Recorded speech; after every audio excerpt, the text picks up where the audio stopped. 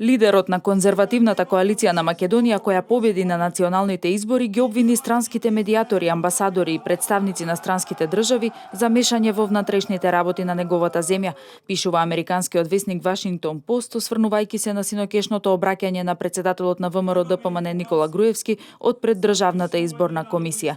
Вашингтон Пост посочува дека ВМРО ДПМН со тесна разлика го победи СДСМ и се очекува повторно да формира влада со ДУИ. Никола Груевски, поранешниот премиер, зборуваше пред канцелариите на Државната изборна комисија во Скопје доцна во саботата, без конкретно да спомене некоја странска земја. Неговата партија ВМРО ДПМН со тесна победа ги порази опозицијските социјалдемократи, кои ги оспоруваат официјалните резултати пред Државната изборна комисија. Конзервативците се очекува да формираат коалицијска влада со својот долгогодишен партнер Демократската унија за интеграција на албанското малцинство.